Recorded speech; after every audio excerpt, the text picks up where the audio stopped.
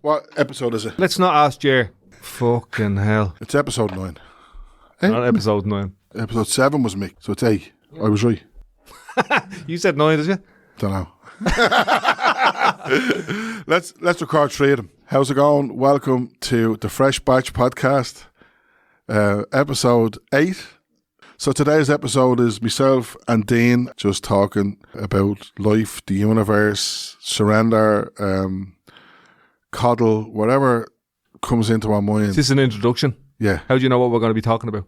This is the introduction. Welcome to episode 7, Fresh Batch Podcast. Welcome to episode 7, the Fresh Batch Podcast. 8 then. Welcome to episode 8 of the Fresh Batch Podcast. The Fresh Batch Podcast. Dude, that's it. Listen, right. How's it going, everyone? Welcome to episode 8 of the Fresh Batch Podcast. Myself and Dean are in the studio. We're going to have a bit of a chat here about life, the universe, and whatever is happening. No, we have no guest this week. What do you think, Dean? You bad Funny. bastard. Funny.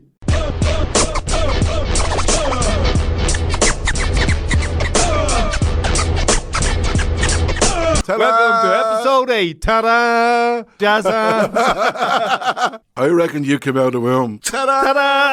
Ta-da! My ma said it was like 40 minutes or something like that. I couldn't even fucking wait. Like the whole pregnancy was 40. Oh, that was going. What's the story here? Still snoring. I'm there on the bed. Ta-da!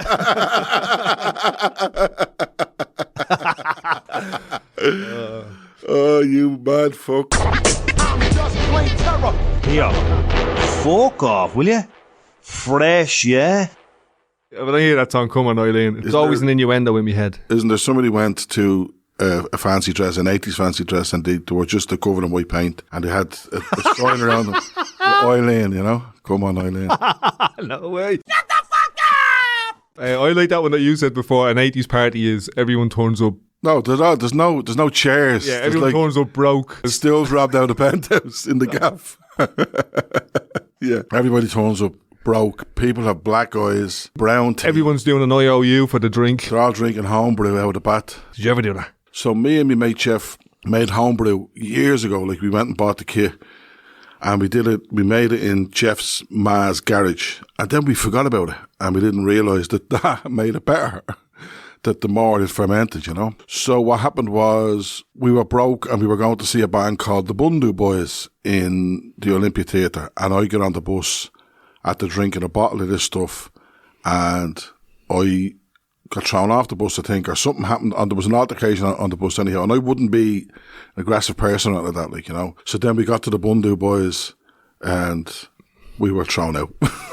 We were thrown out, yeah. Breaking bleeding chairs over No, I people's think heads. we were Not. trying to take fuses out of the fuse board or something silly, like, you know, but I remember getting thrown out anyhow. But I don't really get aggressive on the alcohol. but this was cider, and it was mad.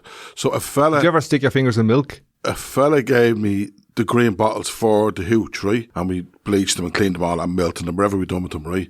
And I gave him 4 bottles of the hooch for giving us the bottles, right?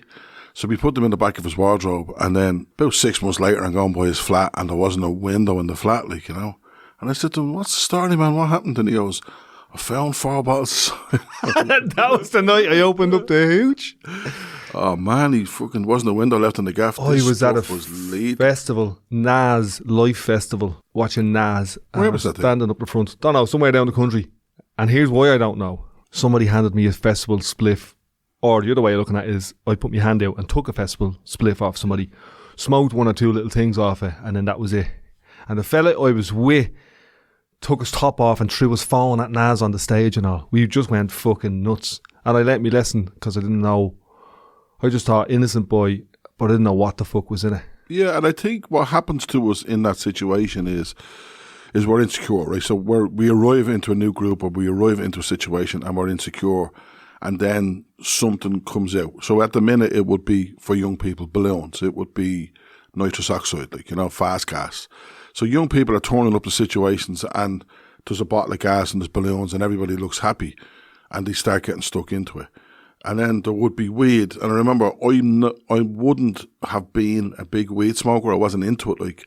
But I remember one time giving up the drink, white knuckled it, as I call it, for 3 months. And I started watching Breaking Bad. And everyone was drinking whiskey. I don't know whether anybody noticed this, but everyone was drinking whiskey in Breaking Bad. And I just got the goo for whiskey. And I rang a mate of mine and I said, come on, we bring the dogs out for a walk. And I knew that he would have drank whiskey, and he didn't arrive at whiskey, but he had a joint. And I smoked the joint. And it was the only way I could describe it to him was it was like a train hitting me, you know. And it wouldn't have been like I wouldn't have been happy, you know what I mean? I wouldn't have been, oh, this is great. It was actually the opposite. Like, I was full of fear. I was afraid to cross the road. I thought the dog knew that I was at the smoking the joint. And I went back into the gaff, and I remember the only food that was in the house was butter and Rivita, right? That one student had left in the house or something like that. So yeah, butter and Rivita, and I couldn't get it together. And that's the last time that I ever smoked weed. And yeah, I don't recommend it. I done one of those THC jellies. Oh yeah, Fuck I heard loads of horror stories about that. Horror stories. Like, some of them, my uncle gave me one. He's like, older fella, has a little bit of body pain, takes them for that or whatever. You know what I mean? Or to sleep. But he got ones, he didn't know the source of them.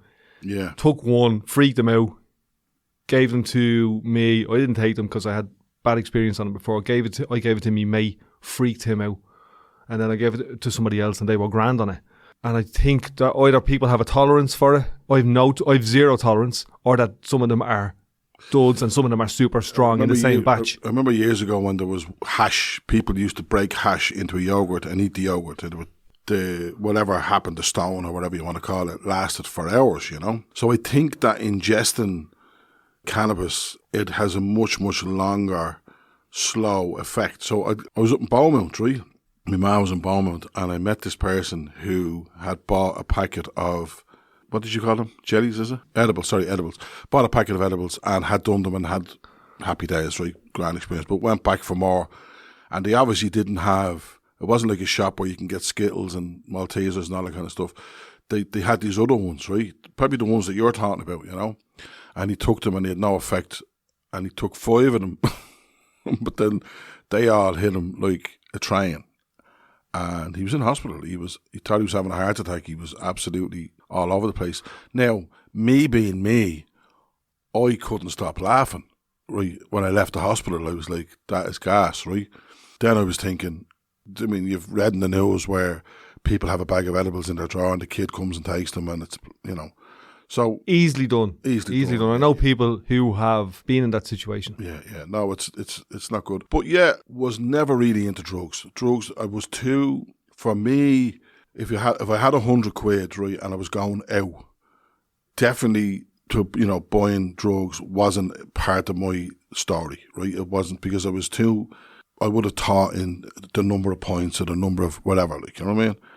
That's the way I would have been thinking. Taxi fare. Rather than the number of lions. Zero interest in coke, because, yeah, just alcohol was my thing, like, you know what I mean? It just fitted and it regulated the emotions enough for me to get me through. And in a sense, I'm actually okay with alcohol, you know what I mean? Because it got me through that whole period, like, until it stopped working. You know what I mean? And then when it stopped working, I had to do something else. And what I did was recovery. And that's so much better, you know what I mean? Now, I kind of feel a bit sorry that I was introduced to recovery in my 30s, I think, and it didn't happen for me. And that happens to loads of people. And anybody that's in that situation, if you've tried it and you didn't get it, try it again, like, you know what I mean? There's no judgment there, like, you know. Welcome to Raymond's Regrets. No, I've no regrets about it, but I'm just thinking there is a part of me that goes, I would have loved to get it then. But then again, my story's my story, like, you know what I mean? That's what happened. And do you think it's just a story, or do you think it's you get what you need at the time you get it? Yeah, probably. Even the shit. Yeah, absolutely. And yeah, because I hear a lot on, people, especially on podcasts, we're bringing on Sharon, and this is Sharon's story. But I think it's more interesting than just the story, because once the story's out of the way, like Mick last week, we could have bring Mick on and go, Mick, give us your story. But he's already done that numerous times. What was more interesting for me was the free flow conversation. You see, I think, right, so you're talking there about podcasts, and I'm starting to listen to more podcasts now, like, than I did before.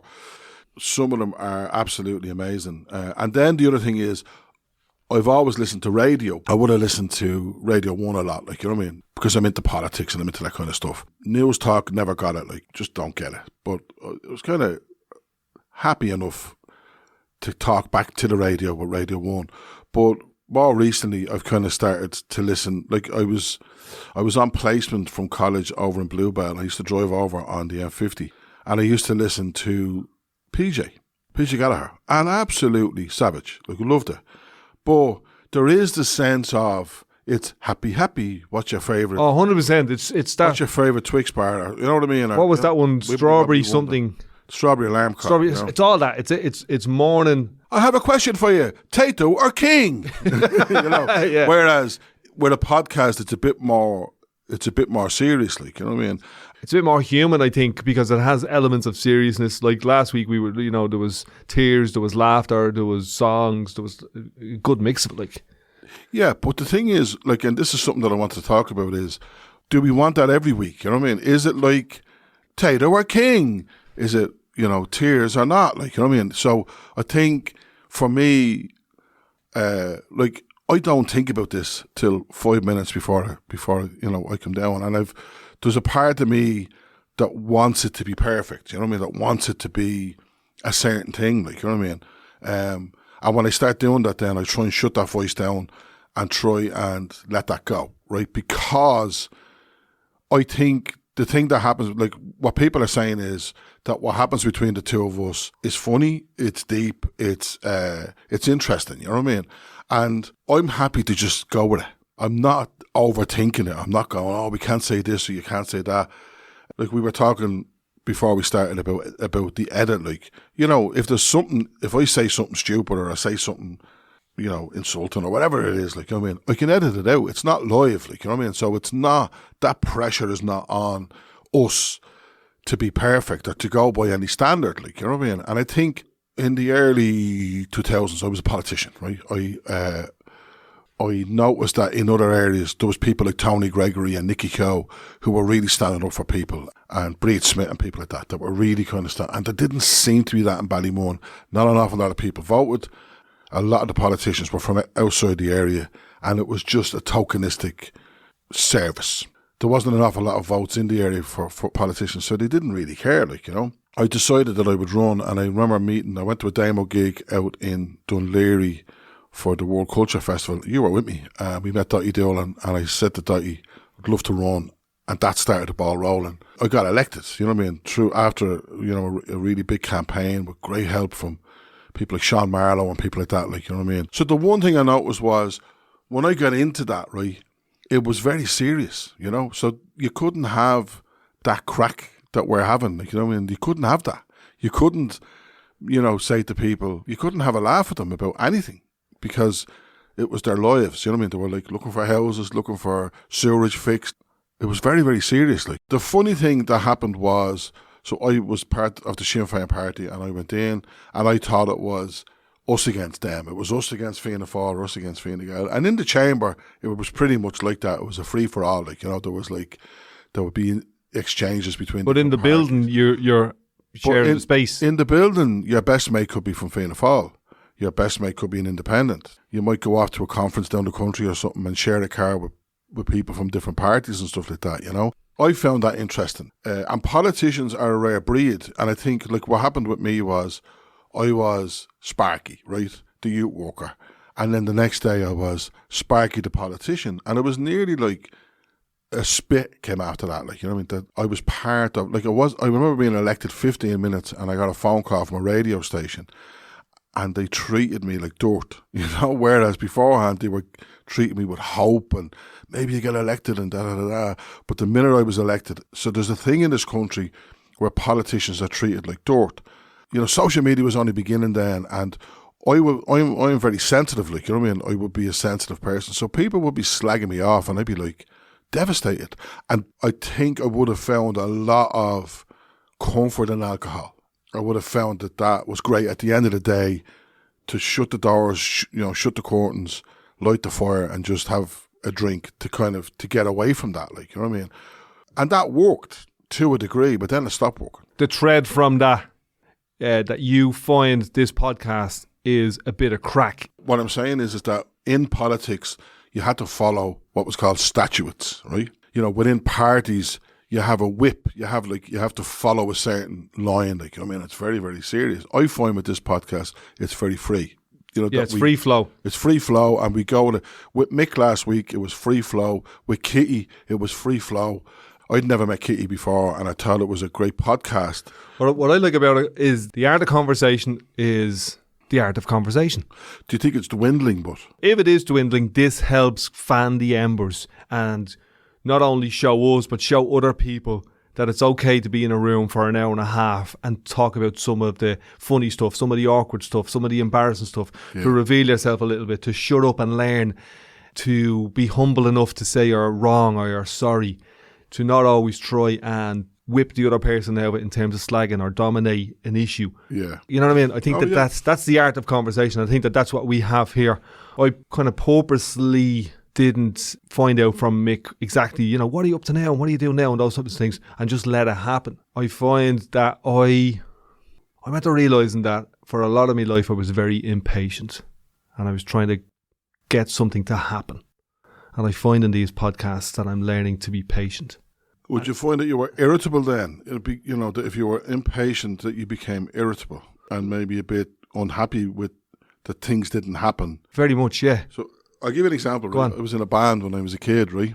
And it was mates, you know, and it should have been great crack, you know, but I ruined it because we were, you know, we'd be jamming together, you know, and I wanted to have this particular sound that I could hear in the back of my head, but I could never get it out, like, you know. Couldn't communicate it. Couldn't communicate it, or couldn't. It wasn't real. It was in the back of my head, like, you know what I mean. It wasn't real, and I ruined it. I think I ruined it anyhow. I want to apologise to the Joes. Is that fantasy band that didn't even exist? I was joking there. No, there was like a group of us that used to jam together, and it was great crack. When I look it back, it was great crack. But I was impatient. You know, I wanted it to be a certain thing, like, you know. And then through watching young people in the U Project coming together and making music, right?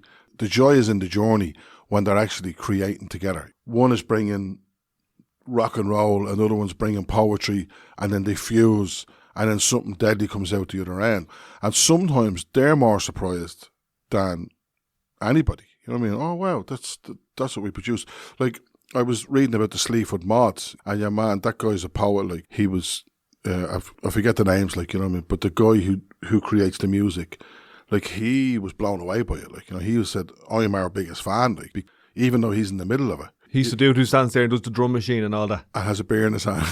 And the other fella does the poetry. But when Yeah. you bring the two of them together, you get the tour thing, which is the Sleaford Mods. Which the Sleaford Mods. It's fucking, it's powerful. It's powerful. It is powerful. And I think that's one of the things that comes from this. We're teasing out conversations. We're learning from each other. We're being a little bit honest. There's a slow reveal. I said to Mick last week, Sparky's only revealing himself to himself. But I think that's true for all of us. For all of us. But I'm okay with the reveal. That's what I'm okay with now. Like, when I actually listen to these podcasts, I don't just let them go. You know what I mean? There's other podcasts that I've been involved in, and I wouldn't listen to them back. I would just be more intent on getting them out and getting the next one out. Like, but this one, I've actually listened back to them. Like, there was a time in my life where I couldn't listen to my own voice on record. You know, when you'd remember this day when you had your little tape recorder with the two buttons, the red button and the play button, you press them together, and you would pretend to be a DJ or something like that, wherever it is, right? And then You have to listen to your own voice. you back. listen to it back. You and go, sound kind of, that's "You not sound me. good." That's not me, yeah. But I'm okay with it now. I'm able to listen to my own voice now. Yeah, and part of that is you hear your own voice from your own head. So you hear it inside your head. It resonates inside your skull. Yeah. And then the other one is we're kind of little bit insecure. So when we hear our voice back, we're like, that's not me. Listening back or recording your voice and listening back. One, you get used to the tone of your actual voice that other people hear outside of your head. But also, you start to grow a little bit in confidence. Yeah, and like, I hear my accent now. Like, I'd be giggling, and rather than judging myself, which I would have done a lot before, I am actually having a giggle at myself, you know? It does highlight the little things that we do all the time. Like with Linko, I was slagging him going, do you know what I mean? Do you know what I mean? Yeah. Do you know what I mean? Yeah. I do this one where I go, so, I do loads of them. there's loads of them that we do. I was slagging you to a mate of mine. I was going, yeah, Sparky was on. It only took him 5 minutes to say demo. But I do about 50 fucking things like that as well. And some of those are, you're trying to think on the spot. Some of them are from habit. Some of them are nervous. But these podcasts amplify those things. Remember listening to Terence and Calvin. And they do one where it's valid point. Oh, yeah. Valid point. Yeah, I say absolutely. We all last week were saying absolutely. Like, absolutely. Absolutely. Where we're kind of validating the person's point, you know. Absolutely. So what are you getting from this? Yeah, I would have done another podcast as well, and I would have got something completely different from that. Definitely I would have got the confidence to do this. You know, I would have never have done this. You know, if we had said this a year ago, I'd have said no way. So me getting into podcasting came about was, as I said, I was on placement over in Bluebell CDP, and Bluebell CDP are an amazing organisation. And so I'll say Damo, so just to please your ego. Damo has a song and he says in it, everybody's here from all across the world, tongues and tribes galore, there isn't any war. And if you to write 2 words about Bluebell CDP, it's everybody's here. Everybody is there, right? So you've refugees, you've got people who are disabled by society, you have people who wouldn't normally fit in, if that's the word, right? And they fit in there. And they do 2 deadly things. They do loads of deadly things. They do outreach out to very vulnerable people, but they also do a music morning where a lot of people come in from, the CRCs and all those different places, and they sing. They have a band and they sing, and it's amazing. And again, it's like the podcast, something that we don't do anymore is singing. We don't do enough of singing. Then they do a breakfast on a Friday morning, and again, I think it's €2 or something like that for a breakfast, and people come from far and wide, but it's everybody's there. Like. So I was in Bluebell CDP, and they were trying to create a podcast, and I had no interest in podcasting at all. I did a course with this guy, Frank. Frank's method of teaching suited my madness. He taught me a lot. Without writing essays or any of that kind of stuff, he taught me a lot about broadcasting, and he helped me to listen to radio shows. So like me and you were having a conversation about it. Like, so in a radio show, you'll have a little sting, you'll have a stinger. Da, da, da, da, da. There you go, right? So I never heard them. Like, of course I heard them, but I never knew that they were put there as a full stop or whatever it was. Yeah, it's like watching film. Once you do your own video or your own film, you understand all the tricks of the trade behind it, or most of them. And sometimes by making... I made a film with young people 2 years ago. It ruined it for me for a little bit, like, you know what I mean? And again, it ruined it for me with radio that I was listening to. Oh, this is the introduction. This is the sting. This is the centerpiece. This is, all that kind of stuff, right? So what happened was when I did that course and came back to work in Ballymun, came to Access and got support and just started a podcast. When I was doing the training, we were out in South Dublin Radio FM. We had to make our own radio show, right? And one of the things that I got out of it was I sounded good. When I was doing this bit, I actually sounded good, and my voice sounded good, and I sounded confident. And there was it wasn't only me, there was other people there there was a woman with us, and her voice was steady, like, and then there was a guy who wrote a song, and he sang the song, and it was just amazing. The one thing that I got out of it was confidence to do it, you know what I mean? And not to be afraid of it. Like, and one of the things that I learned from you is just do it. Just pull the equipment out and start it, you know what I mean? And just, if it doesn't work good the first time, find out why and try and rectify that. Because I think my mind will tell me, my insecurity will tell me not to do it. My insecurity will tell me that it'll sound bad. It's like when I'm trying to write an essay for college. My mind will tell me not to do it, that I haven't got the information. Yeah, and also that your voice isn't valid. I'm working on a project with a guy called Spice Bag. So we're teeing around a few ideas of how to make different images and graphics and so on. Some of my impatience, I'm pushing stuff out early, but I find the time to do it is now, and the time to put it out. It's either now or sometime down the line or never. And I think you can do that with creativity and with putting stuff out. So I find just try a mix of it all. Try and put stuff off and never do it. See what that's like. Try and do everything and do too much. Try and find the balance that works for you. And I like what you're doing. Like, I mean, I see one of the things that you're doing on social media is that you are putting up about young people being groomed into drug dealing. And I think since we don't have a Garda force in Ballymun anymore, a police force in Ballymun, or justice, or whatever you want to call it, every now and again a car will arrive in or something like that, or there'll be mainly a drug raid or something like that, but we don't have what we used to have, a guard of service or whatever you want to call it. I'm just trying stuff out. I'm just trying to try stuff out. I like what you're doing. I noticed you put something up and somebody wrote underneath it, how can we teach the young people not to do this, right? And I was thinking, I think that's already too far. In my mind, I think if young people are 13 and 14 dealing drugs, right, or holding drugs or groomed or whatever you want to call it. The horse is already bolted. To a degree. And I'm asking, why are we only asking the question now? Like, why do we never ask a question about poverty? Why is it never brought up in this community? Why are we poor? People will go down and protest outside a hotel when refugees arrive in, but they won't protest when the state robs them. I think one of the answers to that is we don't protest about being poor because we're poor, because it's a trap, because you're focused on survival. I understand that the horse might have already bolted on a number of issues. But what I said to Jer on the way in here this morning is, I look like I know what I'm doing, but I haven't got a fucking clue. I'm just putting stuff out.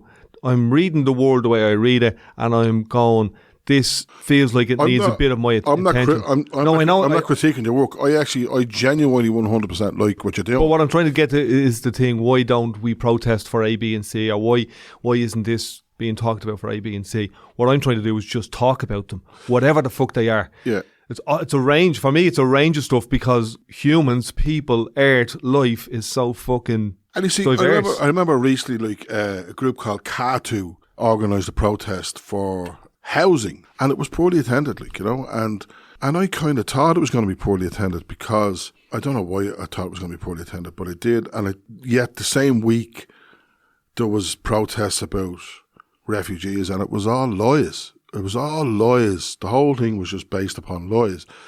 Most of the people who were on that protest are affected by the housing crisis, or their family, or their sons or daughters or grandkids are affected by the house, but they didn't show up for a housing protest, And they're the kind of questions that I'm asking, that we accept grooming, we accept the sale of drugs, we accept loads of things, and yet when Dan Scurry puts up a thing about grooming, somebody will say, how can we teach the young people to blah, blah, blah? And I'm thinking, are we teaching young people survival tactics? Are we trying to teach young people to survive in the jungle of Ballymun? If you don't get groomed into dealing and you do your leaving cert and go to college, you may survive. Okay, is that what we're saying to them? Or is it survival tactics? Is it, in the army, there's training how to survive in combat or whatever it is? Is that what we have to do now to young people? Is how can you survive poverty?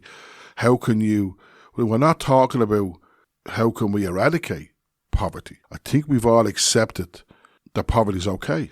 Poverty's not okay.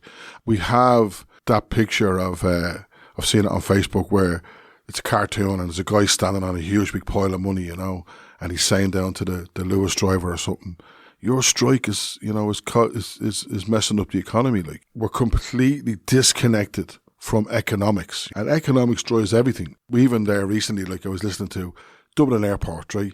They were trying to stop night flights, reduce them to 65, right? The Green Party is part of the government. Climate change is a big thing with them, right? There was absolutely no talk about climate change. It was got to do with noise levels and stuff like that. They're saying this will seriously mess up the economy, right? But there's no thought about that climate thing that they were talking about 2 weeks ago because the place was flooding. Or we all have to use less water, or we all have to recycle more, or I think we accept too much. We accept a lot of stuff and then respond to the sexy stuff or whatever it is on Facebook. Somebody puts up something. Yeah, there's a lot of shit going on, and what we tend towards is the easier stuff that distracts us. Like if you laid out all the stuff that's wrong in the world, there's a never-ending fucking list. So we either tend to all of that equally, or here's the extremes. Everything gets the same amount of attention, or nothing gets attention. And somewhere in the middle is what we all do. What I'm trying to do is focus on some of the stuff for the people who have less of a voice and who are most vulnerable, and see is there any way that their situation can be made a little bit easier for them. So one of the things I'm doing now is young people being groomed into drug gangs in communities like this from the age of 12 and 13, and that there's like it looks like to me there's like a 3 or 4 year period where they're slowly groomed in, where they want to be part of the lads. Well, it replaces their family. It becomes the family unit. They want a little bit of acceptance, a little bit of power, a little bit of money, a little bit of whatever. Then it slowly turns into a trap where they're trapped in it, and they didn't realise it was this fucking boring or this real or this dangerous, or that their life would be totally transformed over a 2 or 3 year period, but forever. I don't think young people think like that. That's what I'm saying. I don't think they do. What I'm looking at doing is exploring that from the outside and a little bit from the inside to see where are there points maybe that we can learn or we can teach or we can listen or that we can change it up a little bit. Because if you leave it, what I've seen in the last, say, 20 years in Ballymun, if you leave it, it just gets more entrenched and people stand back further from it.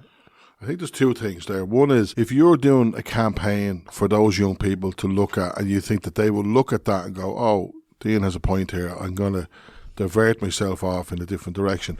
You know, I'd say there's a slight chance of that happening, right? It might be somebody that you know or close to or whatever like that. I think that would be, you would have to have a good relationship with somebody for it to have that kind of influence over them, you know? What you are doing is reaching audiences, and people are watching it. People who are at the other end, people who are at the policy end, might go, okay, we need to do something here, and you might change something at policy level. I think that's more achievable, right, than trying to influence a young person. I mean, you're around young people all the time. How would you influence a young person to not play a PlayStation? Very, very difficult, you know. So the same way, how would you influence a young person to not be groomed? And a lot of the young people who are groomed are very vulnerable and come from trauma and all that kind of situations. I also don't think that there's a gang leader who's wringing his hands, or her hand, well, it's generally his, wringing his hands together, going, here's a young person coming down here that I can groom into this gang. I don't think it happens that way. I don't think it's that sophisticated, but I think it happens over time. So Dickens had that Oliver Twist thing, you know, and it was like as if Fagin was encouraging all these young people to come in and do what it was. I think even when you read the book, it has a different twist on it, right? The film will always have the director's twist on it, Oliver Twist. I think it's a perfect storm. That's what I think.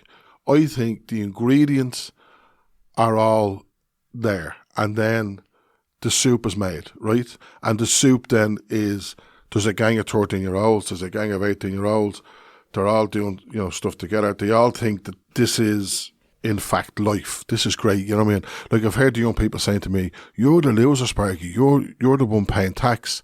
I'm not paying tax, I'm doing my own thing.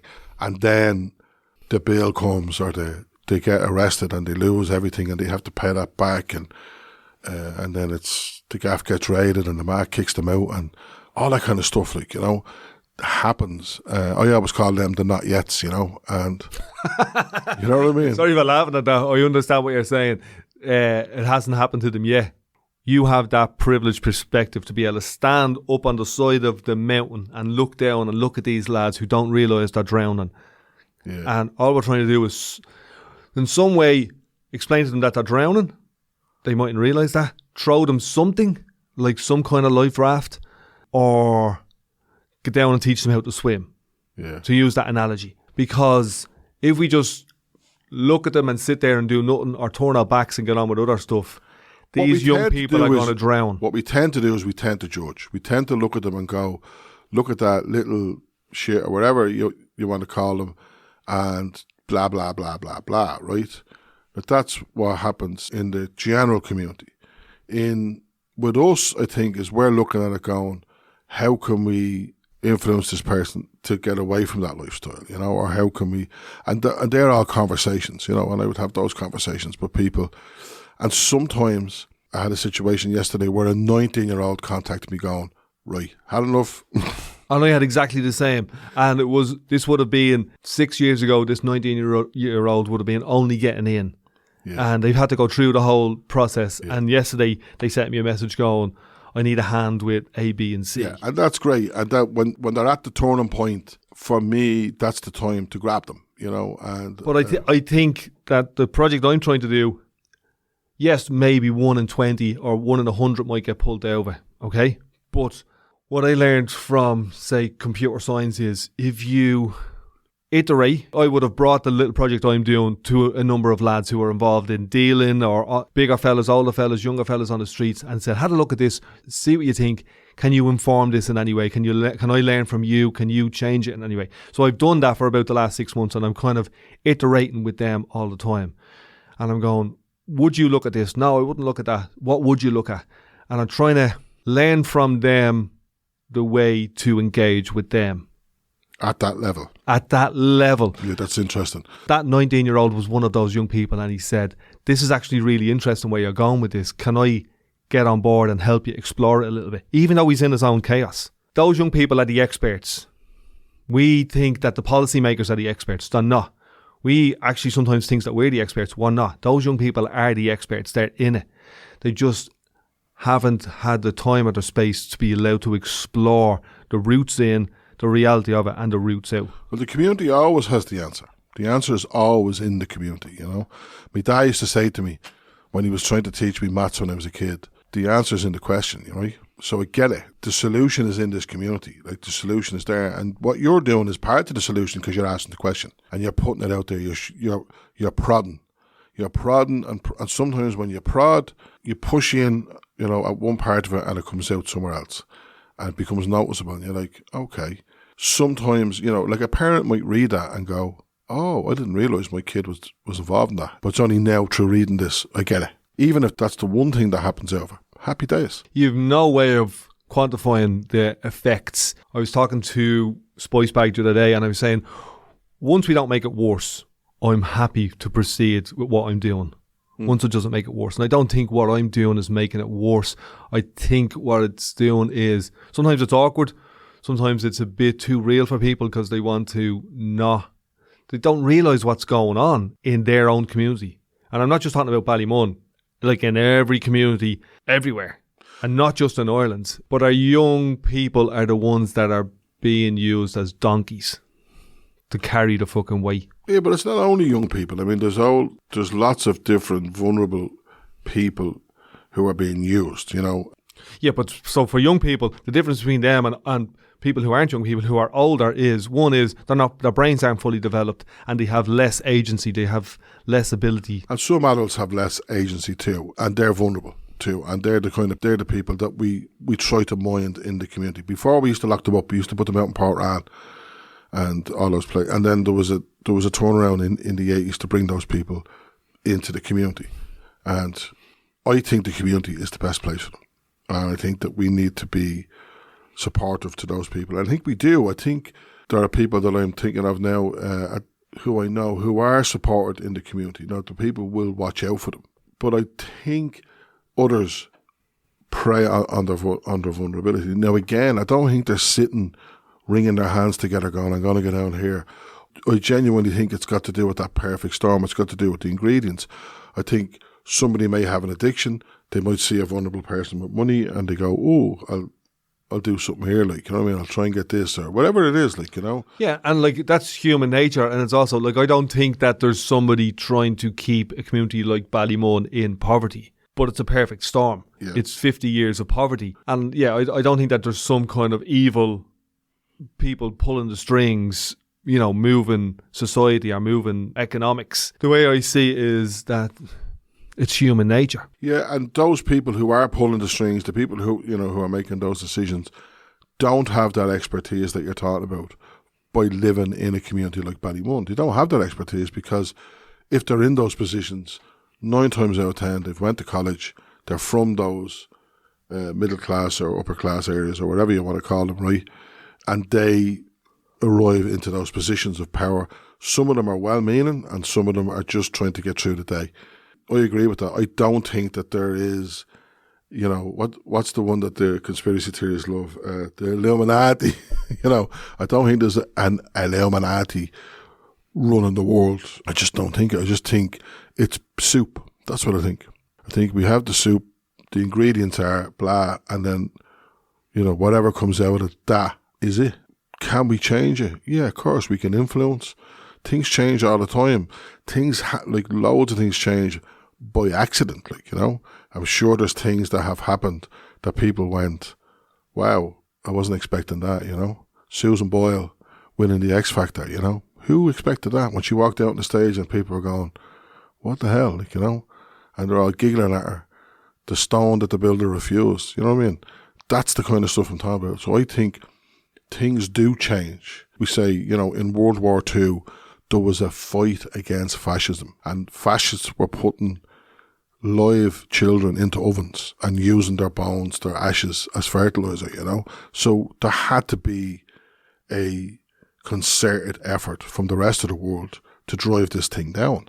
I don't think that was by accident. I think there was people knocking heads, the Churchills and all, you know, the Johnsons and all these people putting their heads together and saying, we need to fight against this, you know. It wasn't perfect. We had the Cold War after World War II, where the Allies became enemies, you know.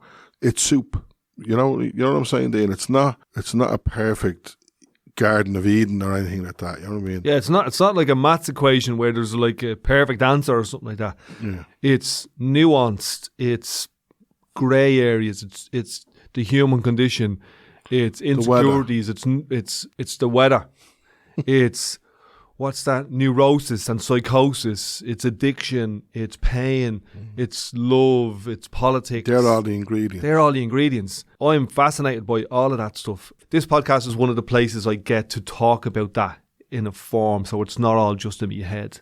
Because, you know, a lot of conversations that you have with people are just, hi there, hello, did you see the match? Did you see the match today? I can't really do that. Did you see the match? What match? Dublin. No. Dublin, no. What did I do? Oh, did I watch the match? I did. I was actually in Donegal. No, hold on. I was in Ballinskelligs in Kerry, the Skelligs ring. Donegal, I mean, okay, if you said I was in Sligo, I'd kind of go, that was the previous year's holiday. Kerry and Donegal. Last week you said you'd want to be in here looking out. Well, you'd want to be in here looking out. No, I get it. So Ballinskelligs. And tell us, what was it like watching the pub in Kerry? I wasn't in the pub, I was in the house. It was pissing raining. We all just stayed in the house and we watched the match. And I found the people of Kerry were really welcoming and friendly and could talk about the football or whatever without being scorpy, without being angry at the Dubs or whatever. I shook more people's hands and hugged more people in Kerry on the back of the results than anything else. Yeah. I think they were nice. Kerry's a blade and Kerry's the kingdom, man. Kerry is the kingdom. I love it. And I love Donegal too. I'm off to Mayo in a couple of weeks for a week's holiday, and I am so looking forward to it. I'm enjoying these conversations, and I know that when you're slagging me saying that I mentioned Damo after 5 minutes. I wasn't slagging you. Somebody who listens to the podcast was saying, here's the things that you say, Dean, and here's the things that Sparky says. Yeah. So I'll probably say recovery all the time. So I was just saying, when I came back into recovery, the first thing I latched onto was these conversations. That rather than sitting in pubs talking absolute coddle, shite and fucking bollocksology, right? The conversations that I have now are very deep. And I remember when we were kids, me and you, when we used to kind of hang around the U Club down in Balcurris, Eamon and Dennis and all those people, like, we used to have all these conversations, and then it drifted, it just drifted, and we ended up, well, I did anyhow, into pub talk. I was saying to Mick last week, I have these conversations all the time. It's just, these are the conversations that I enjoy, where it gets a little bit under the hood, deeper. So what does that mean, deeper? It's not the veneer. What do you think of the match? How's the job? How's your board? Did you get that kitchen in? And that's all right. That stuff's all okay. I'm okay with the veneer. I'm grand with the veneer, because I don't want to be walking out my door and the person coming out of the other house and they're walking towards me and they say, how are you, Sparky? And I say, well, actually, I'm in the middle of an existential crisis. Do you know what I mean? Yeah, I do know what you mean. I don't mind that. Okay. I'm all right in there. Because I think he'll jump into his car and just... I don't give a fuck. No, not that I don't give a fuck. He might, but that's none of my business. Yeah, no, I know that, but I think the veneer is grand. I've no problem with how's the weather's bad, all that kind of stuff. No problem with that. But I do I can't also, do it. I can't do it. Sorry. but I do the other stuff. I do Yeah. the deep stuff, like how you. I'm struggling. I'm in a different space today, and I want to talk about it. You know, and I actually had one of those real deep conversations about being tiny in the world. You know what I mean? That kind of, you know, where you feel. So I think we're kind of taught to big people up. You know what I mean? To pull people along. Oh, you're doing great, and all that kind of stuff, right? And there's part of me when somebody says to me, "You're doing great," I think, how the fuck do you know how I'm doing? Like, you know what I mean? But there's also, you know, where you realise I'm only a tiny part in all of this. You're a grain of sand. You're a grain of sand, you know what I mean? And I kind of got that yesterday where I was like, yeah, I'm happy to be a grain of sand. You know, I'm happy to that's be a nice. grain of sand. Rather than it freaking you out. Oh, it didn't freak me at all. It actually... Did it ever freak you out? Of course, it for me life. That's what I'm saying, yeah. You know, I avoided it. Like, I didn't want to be a grain of sand. I wanted to be the politician, all that kind of stuff. You know, I wanted to be... So the seen. world, you realise, isn't Sparky-centric. There'd definitely be, you know, there would be that in me where I'd be like, you know, look at me, here I am, notice me, I'm here, like, you know. And maybe that is the nuances of a second child, of the second born, like, in a family. Maybe that's part of that, like, you know what I mean? Whereas the first born is probably the hero, or whatever you want to call it. You're the second born, are you? A second born, yeah. So maybe that's part of that. Here I am, you know, I'm kind of ducking I'm over around. here, hello. Change my nappy, please. That fucker's getting all the biscuits. So, yeah, that kind of thing. So maybe that's part of that. And then you have the grain of sand, and then you sit into it. What do you say, Lean into it. Yeah, that's nice, Sparky. You're leaning into that kind of the acceptance that you're not the all centre that. of the You're universe. not all that. You're what? You're not all that. You're not all that. You think you're all that.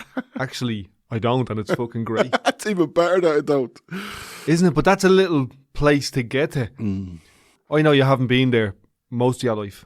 No, and I think there's a humility about it as well, like, you know what I mean, about, you know, just that, you know, feeling humble about, like, you know, I used to hear people saying about gratitude, you know, have a gratitude list and that kind of stuff, like, and then I used to get annoyed about it because it would be like as if you were, well, I'm not homeless, you know, and it, you know, whereas if I'm thinking of gratitude now, I try not to think of, well, I'm not homeless and I'm not this, I'm not that. What you don't have. What I don't have. But what I have in my life today is both my parents are alive, my family are alive, we're all healthy. You have friends who love you. Yeah, You have a job that pays you yeah. and respects you. Roads to drive on, Car, dog, hot shower. all your body parts work. Like you've 2 eyes, 2 arms, 2 legs. Look, that's all that stuff. But whereas before it would have been, you know, the way you hear that, well, you know, at least you're not as bad as, at least it's not as worse as, you know. Comparing yourself to somebody else and There are times I'd hear people and they would be moaning and growling and all that kind of stuff, and you're just thinking, do you realise what you have? Like, and then there are people who genuinely want to be heard, you know, saying, well, look, I'm not the best, or I'm not, whatever it is, like, you know. So I think that there's an energy there that's great. You know what I mean? That one, rather than saying it's one thing or the other, maybe it's both. Maybe it's a yin and yang. It's a swirl. It's a mixture. It's a soup. You know what I mean? Maybe it's that. Maybe there's not one answer. Maybe it's a lot of things. yeah, and the way I see it, everyone is at where they're at, and everyone's in a slightly different place from wherever we think the balance is. You know, you're either halfway up the hill, you're halfway down the hill, you haven't started it at all. Everyone's in their own place, and there's people at the top of the hill looking at the people at the bottom of the hill going, I wish they'd hurry up and get up here. And there's people at the bottom of the hill going, relax, it's all right, chill out.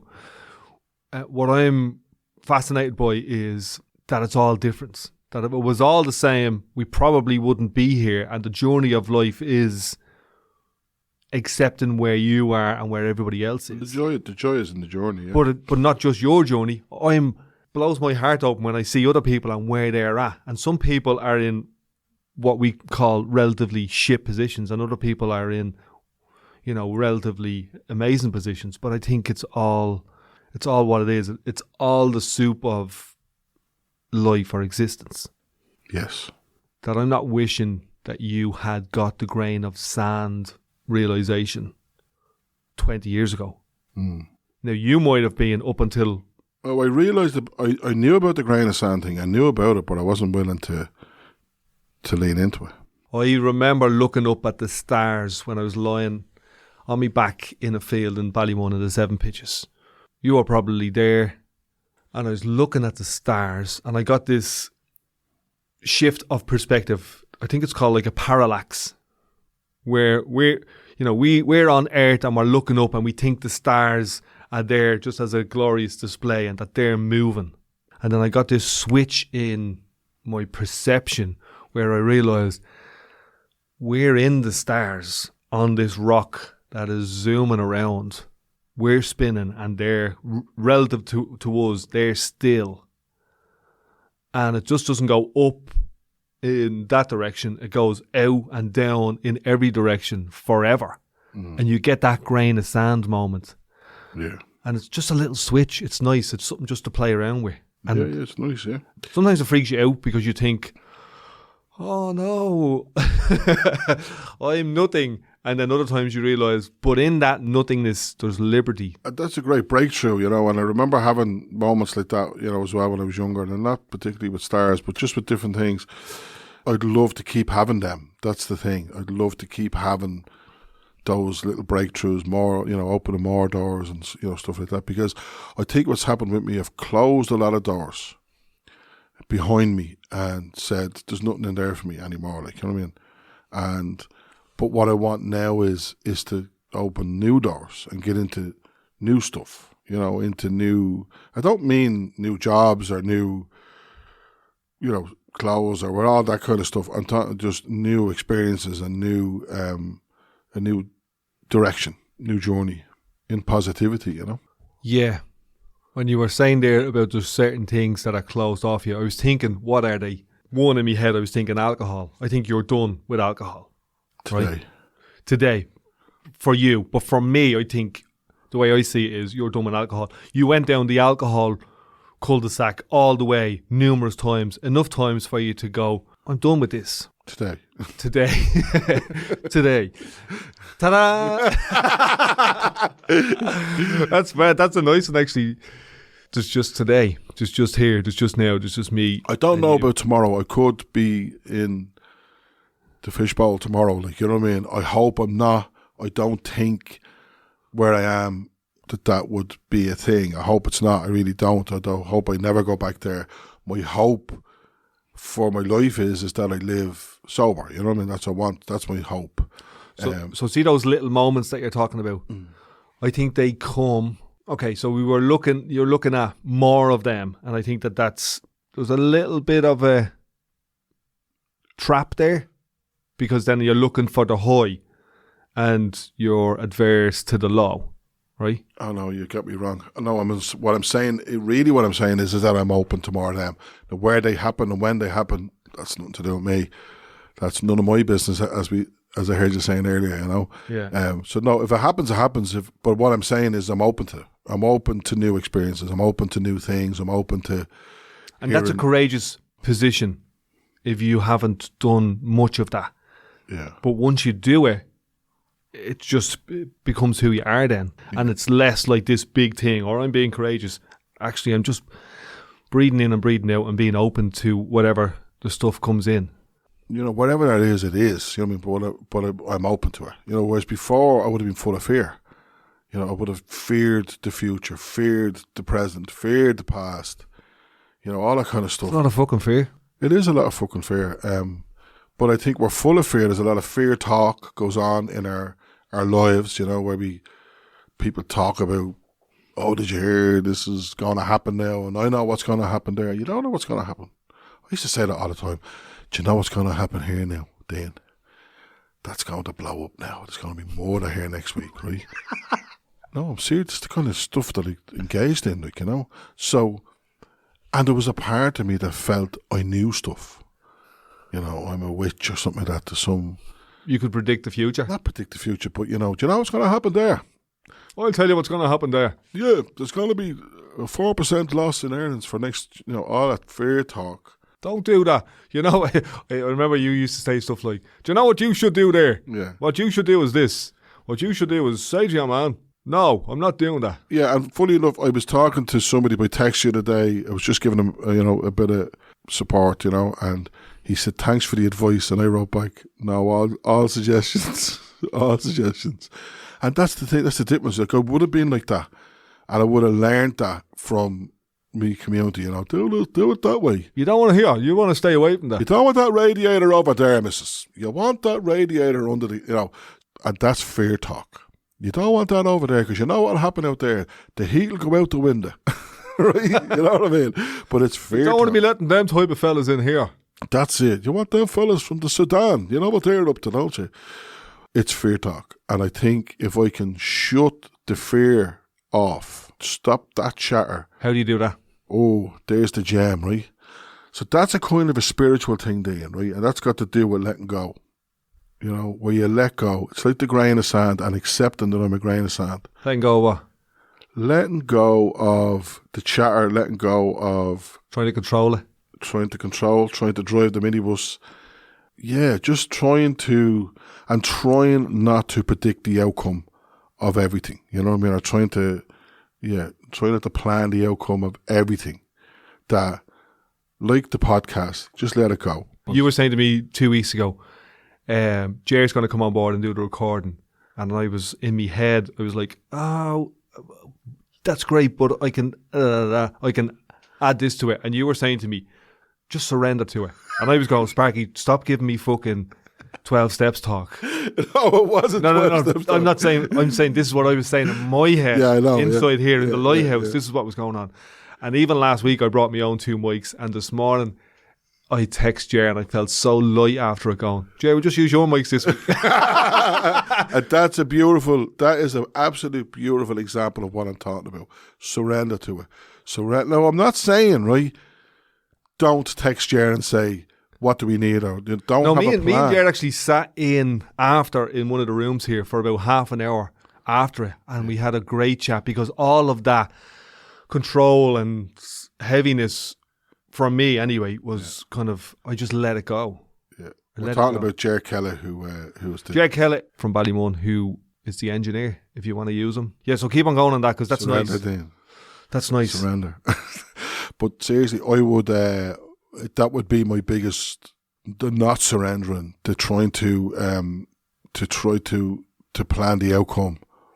That's a huge one for me, And...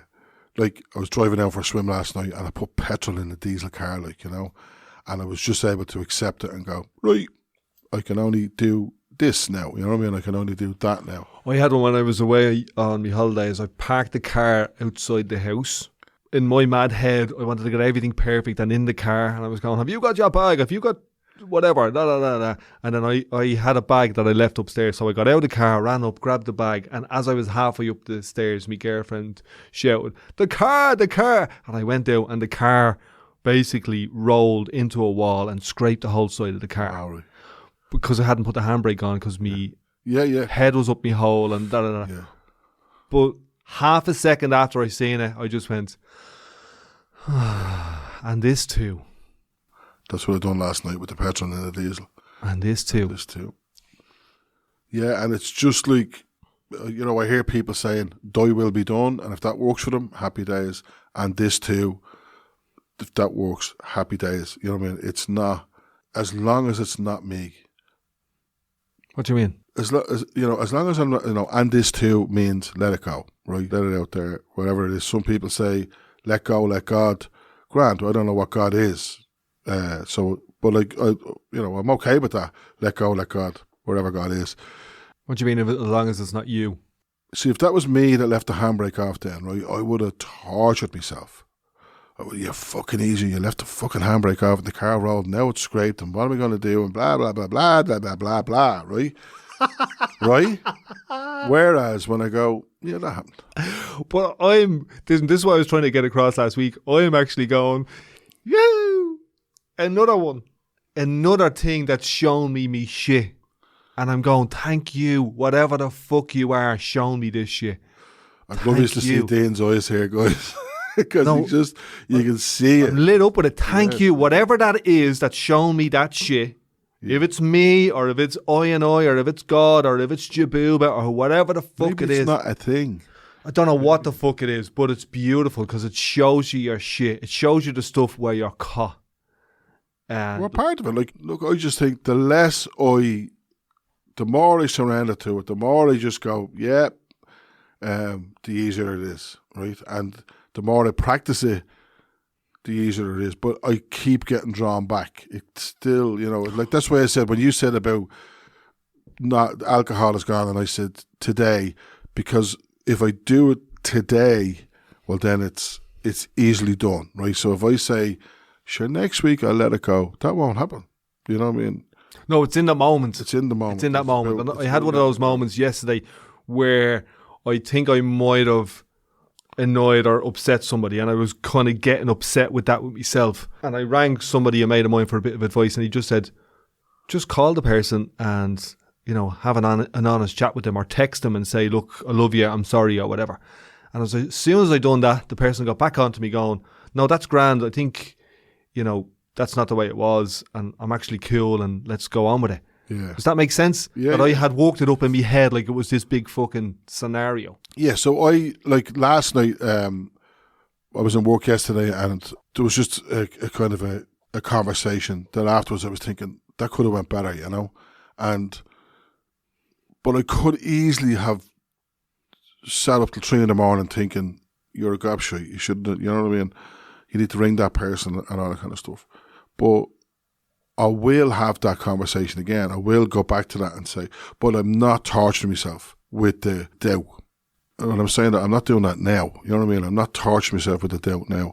That's a good example of what you're talking about. Like I would have had experiences where I would have rang people and said, look, I think we might, and they were like, I don't know what you're talking about. I thought we had cross communication then. They're like, I haven't a clue what you're talking about. Well, it would all be in my head.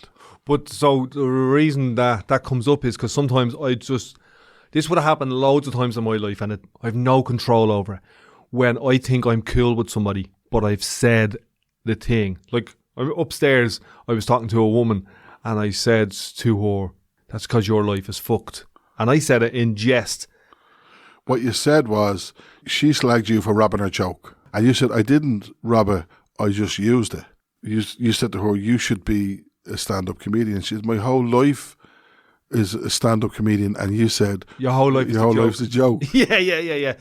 And for a split second, there was a bit of tension between me, you, and her. And then I seen in her eyes, no, I'm all right with that. Yeah. But sometimes you don't get that feedback until later on, where you get a phone call off your boss going, come here, we just need to have a conversation about something you said or whatever. Yeah. What I've learned is I'm not in control of that. I'm letting that go too. Yes. You know what I mean? What that other person thinks of me. Sometimes an apology is just the simplest thing to do, Our ego will tell us, no, don't apologise, don't ever surrender to them, don't look weak in front of people and all that kind of stuff. Sometimes I've just went, look, I'm sorry about that, and the people go, yeah, right, let's just get on with it then. And we do get on with it. We're going to sing a song? Let's sing an old song. I brought some stuff that I wanted to do before that. Deal has notes. No, these are stuff that I had for my stand-up show, and I thought I should use some of these here. I had a story. So, I was going to... Are we going to let me sing a song? Yeah, I just want to get this out of my head.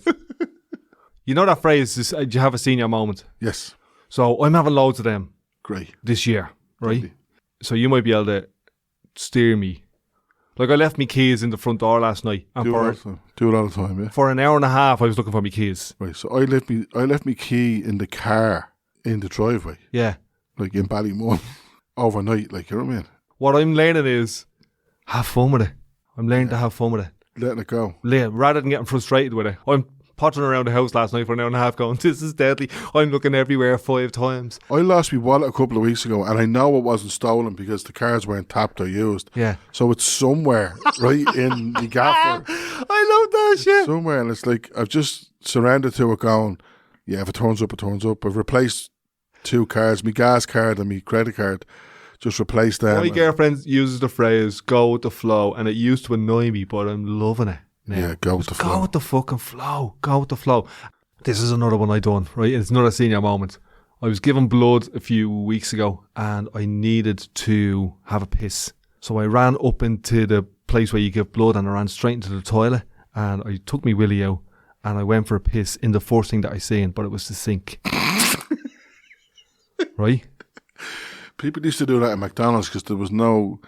They couldn't differentiate between the urinal and the sink. So I just ran in. I don't know if you've ever done it. Have you ever done that? Hold on. Have you ever weed in the sink anywhere? Yes, in a house I stayed in Cavan years ago, there was no toilet in the room and there was a sink and a weed in it. I have done it numerous times in my life in different places, right? I don't know why. It's just a fucking thing that happened. So when I was in this kind of high state of dying to have a piss, I ran up the stairs. I was a little bit nervous, a little bit panicky, ran into the door, opened the door, took me willy out, weed straight into the sink. And then for a split second, I was thinking, I'm in the fucking blood bank here. Is there anybody else in the toilet looking at me? And I got embarrassed for about a split second. I'm delighted you got embarrassed. For about a split second, because I generally don't get embarrassed from anything I do. And then I went, woo, that was great. That was it. Piss in the sink. Here, what do you prefer? Raymond, or do you have a preference? No preference. The great way is easy for those who have no preference. I'm going to sing a song. What are you going to sing, Raymond?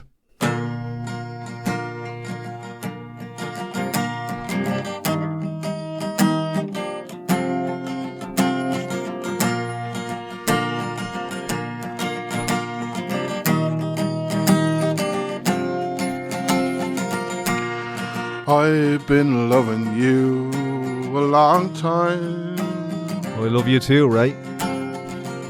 Down all the years, down all the days. And you put me off. Did I? You did, you said something I just I love you too, right? And I cried at all your troubles. Laughed at your funny little ways, right? You laughed at my funny little ways.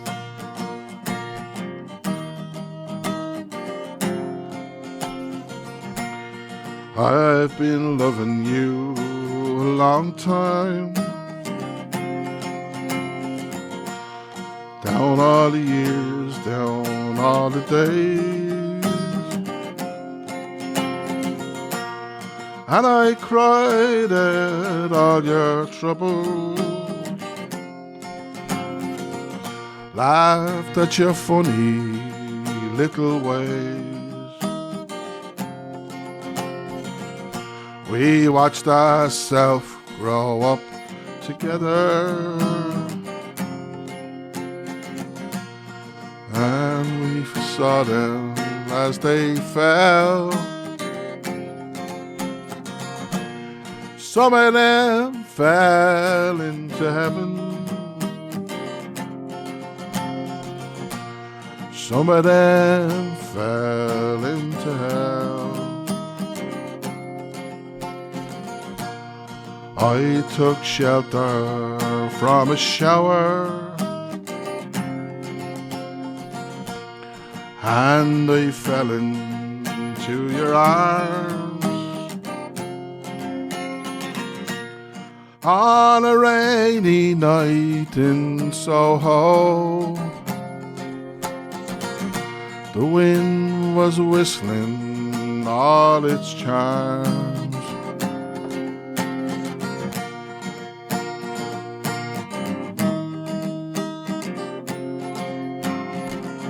Sometimes I wake up in the morning, the ginger lady by my bed,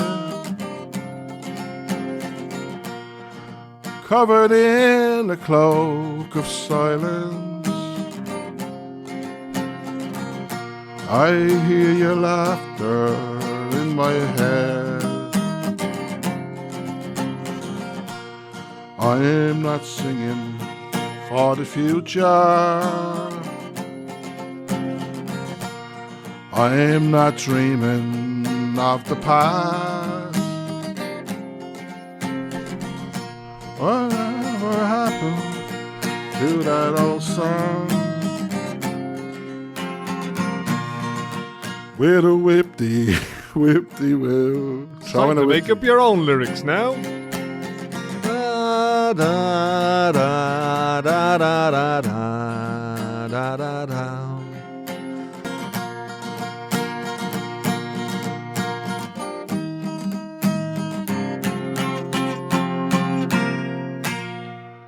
There's a lot in that relative to what you were saying. Yes, absolutely. Don't be worrying about the bleeding past or thinking about the future.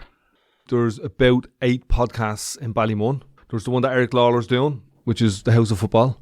There's the one that Philly McMahon is doing, which is called Breaking Balls. Popocast. Jimmy Bell's recovery one. This one, The Fresh Batch. Did you say Popocast? Popocast. Jer Prendergast does one. There's one I do with Martin Stokes, Travelling on a Countryman.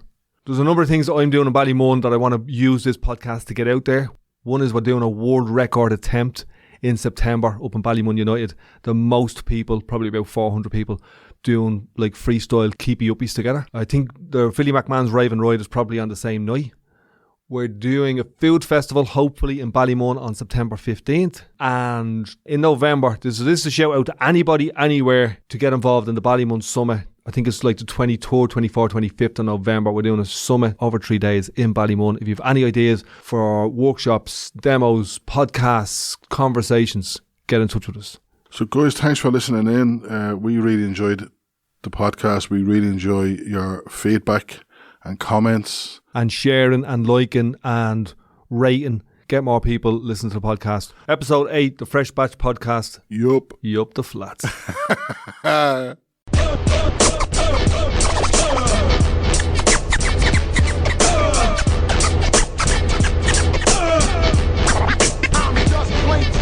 Here, fuck off, will you? Fresh, yeah?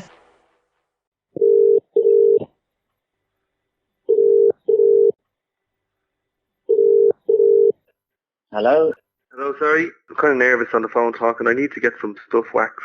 Mm-hmm. I'm really hairy on my back and all, and I'm just wondering, I need to come in and talk to somebody about getting stuff done. Like, is that okay? That's fine. And when did you want to come in? Probably next week. Do you want to set a date and time with me now, or do you want to give me a call around the time that you want to come in? I have a few questions first, because I'm really nervous. Sure, go ahead.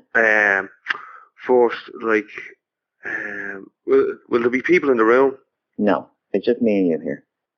I'll just give you the information that you need, okay, without you having to ask questions, because I deal with this every time. All right. So the waxing is actually hair removal that lasts for up to 6 weeks. The wax is put onto the skin, out over the hair, and it's applied. A pressure is applied with a strip of paper over it, and it's stripped off. The hair is actually removed from the root, and it lasts for up to 6 weeks. So I mean, the first couple of treatments, the hair will go back a little bit quicker than usual, but as you go on. And is it itchy? No, it's not itchy. And I have a birthmark that I got a couple of months ago. Will that be taken away? What do you mean you've got a birthmark? Like a mole, like. No, well, I mean, waxing's not going to take a mole away. It's not for that reason, you know. And if you've any concerns about that, go to your doctor if it's only something new. And does it hurt, like? Well, it does hurt. It'll hurt maybe the first couple of times, and then you'll get used to it. But you have to remember that there's hundreds of hairs being pulled out from the skin at one strip. So it's not as bad as you think it's going to be, but it's certainly not a walk in the park. What do you mean? It's not any. There's a little bit of pain involved. And did you have it done? Sorry? Did you ever have it done? Oh, I've had it done loads of times. Do you have a hairy back? No, I don't have a hairy back, but if I had, I'd get rid of it. And what's this? There's one of them, the crack back and sack. Yeah, that's the most common treatment I do here. And can you just get like the back and the crack done? You can have any combination of whatever treatment you want to have done. Whatever area you want to have done is fine. I'm getting it done, right, because it's my girlfriend. She has allergy to hair. Right. I have allergy as well, but it doesn't affect me. And I'm just wondering, like, I'm working, but I don't have that loads of money. Do you can you do this on a medical card? On a medical card? Oh, no. No, the medical card is only for medical and doctors. This is a cosmetic place, so, I mean, the treatment... But she has an allergy. Sorry? She has the allergy. Oh, I know, but that's nothing to do with, here. I mean, I can't... This place has nothing to do with medical. Yeah, what's that noise in the background? Oh, it's only somebody working outside. Oh, shit, I thought that was somebody getting cracking back door. Anyway, okay. So, and, like, you know the way I heard, is there Yeah. something for me to hold? No, I mean, it doesn't hurt that much. I mean, you're not going to be screaming or anything like that, you know. It's not that bad. If you're nervous about it, what you should do is you should just come into me and I'll show you, I'll just take one strip away from an area. And All right, so I could get one bit done one day and then come back and get another bit done or something? Yeah, I mean, it depends. You can't have one strip done, you know, and it's not going to make much. No, but like get the crack done and then come back and get the back Yeah. done. Exactly, yeah. If you want to get different areas done in different days or different weeks, that's fine. I mean, obviously, if you have a low budget, that's the way you should do it. Like you don't take butter vouchers because I got loads saved up from years ago. No. With the credit crunch, geez, you know the way the country's going. I don't take butter vouchers. I've never heard anyone taking butter vouchers. No way. Anyway, come here. What I'm going to do is have a look at your website and then I'll try and ring and make an appointment with you. Okay. Oh, you're a savage. Thanks very much. Okay. Thank you very much for your All right, time. no Bye-bye. problem. Bye-bye.